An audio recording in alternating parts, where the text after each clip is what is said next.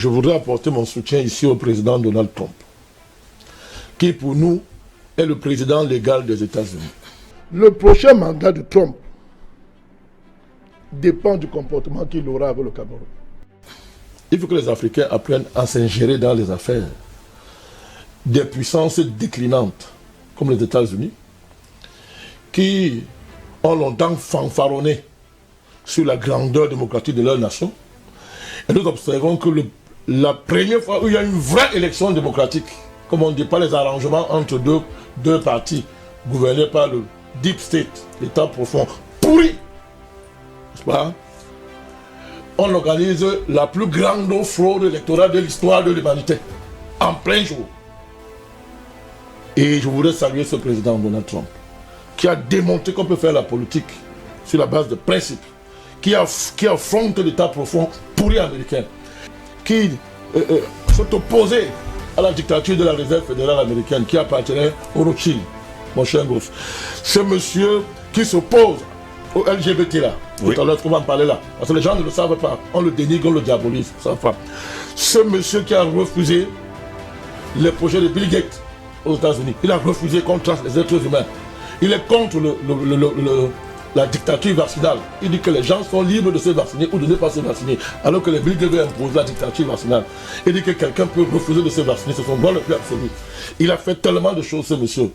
Et c'est pour ça que, depuis qu'il est président, ils ont passé le temps à le diaboliser.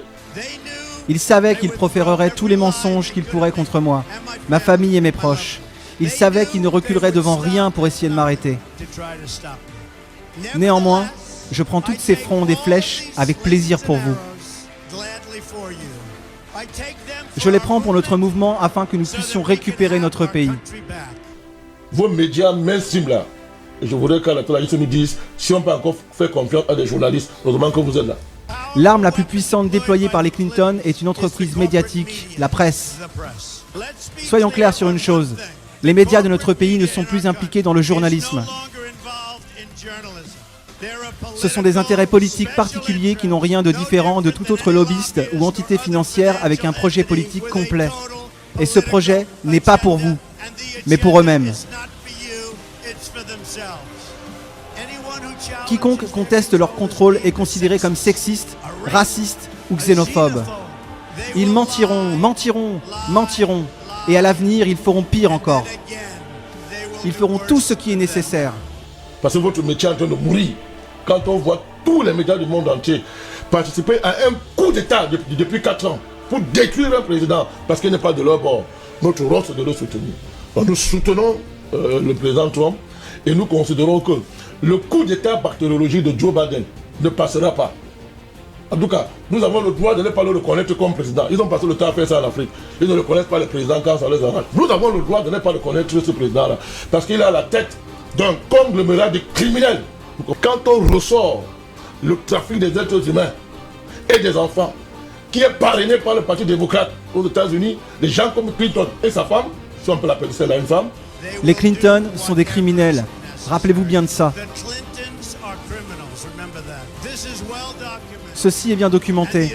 Et les institutions qui les protègent se sont engagées dans une dissimulation massive d'activités criminelles généralisées au département d'État et à la fondation Clinton afin de maintenir les Clinton au pouvoir.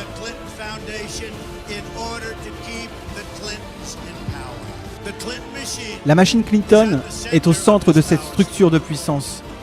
Honnêtement, elle devrait être enfermée. Avec des crimes extraordinaires, les médias internationaux couvrent ça, mon cher gosse. On couvre tous ces scandales de pédophilie qui ont éclaboussé l'Église catholique, le Parti démocrate américain et une bonne partie de la classe politique américaine, ils sont pourris là-dedans. L'institution de Washington, les sociétés financières et médiatiques qui le financent, n'existe que pour une seule raison, se protéger et s'enrichir. C'est ce monsieur-là qu'on nous présente comme un grand homme qui va sauver le monde. Et nous savons très bien que le Covid-19 dont nous parle, l'État profond américain qui porte ce projet est très lié au Parti démocrate, donc à M. Biden, à M. Barack Obama. Les institutions politiques qui essaient de nous arrêter sont le même groupe responsable de nos accords commerciaux désastreux, de l'immigration illégale massive et des politiques économiques et étrangères qui ont saigné notre pays à blanc. that have bled our country dry. Ce n'est pas simplement une autre élection de 4 ans. Il s'agit d'un carrefour dans l'histoire de notre civilisation qui déterminera si nous, le peuple, reprendrons le contrôle de notre gouvernement.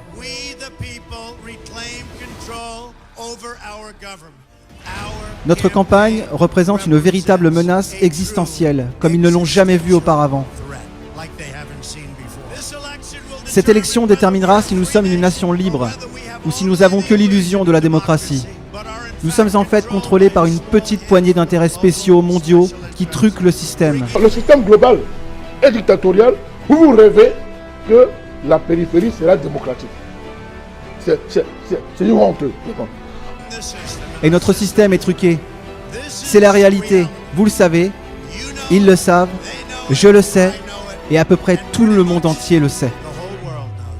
J'ai construit une grande entreprise et j'ai eu une vie merveilleuse.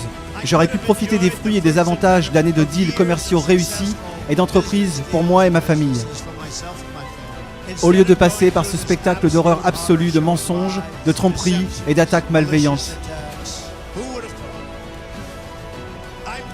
Je le fais parce que ce pays m'a tant donné et je suis tellement convaincu que c'est mon tour de le rendre à ce pays que j'aime.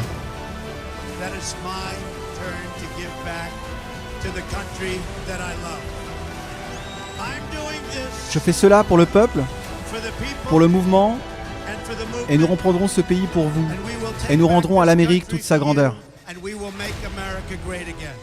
Je voudrais apporter mon soutien ici au président Donald Trump, qui pour nous est le président légal des États-Unis.